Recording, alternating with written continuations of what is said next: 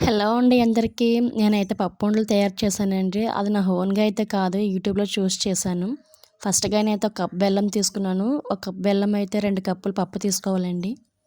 శనగపప్పు, ఏపిండి శనగపప్పు అండి. మన ఇంట్లో ఎప్పుడూ ఉంటది కదండీ! చట్నీలు చేసుకుంటాం కదండీ! ఆ పప్పండి. అయితే ఫస్ట్‌గా నేనైతే కళాయి తీసుకొని కళాయిలో అయితే బెల్లం వేసుకున్నాను.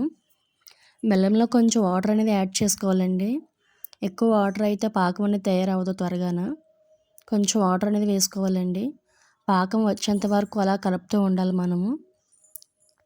పాకంలో కొంచెం యాలకుల పౌడర్ అనేది వేసుకోవాలండి. నేనైతే ఎక్కువ యాలకులు తీసుకోలేదు, తక్కువ తీసుకున్నానండి యాలకుల పౌడరు.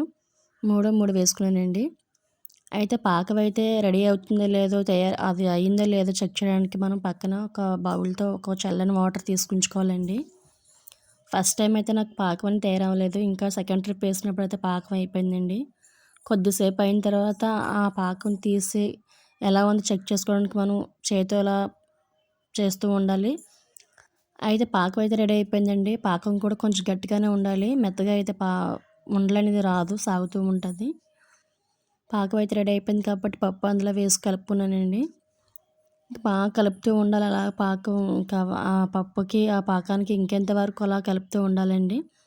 ఒక ఫ్యాన్ కింద తీసుకొచ్చి పెట్టుకున్నానండి 2 మినిట్స్. పక్కన చూస్తారు కదండీ! చల్లని వాటర్‌లో నేను హ్యాండ్ పెట్టుకొని నేను ఉండలను చేస్తున్నాను. ఎందుకంటే కళాయిలో స్టార్టింగ్ చేయి పెడితే పాకం మన చేతికి అంటుకుపోద్ది.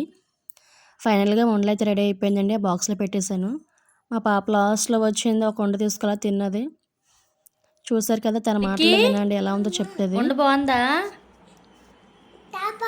చాలా బాగుందా? ఏముండ పప్పుండా? చూపించు.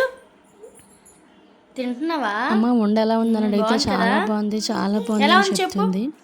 నా ఛానల్ ఫస్ట్ టైం చాలా చూసినట్లయితే గనక బాగుంది. సబ్స్క్రైబ్ సూపర్గా చేయండి, లైక్ ఉండాలా? చేయండి, షేర్ చేయండి.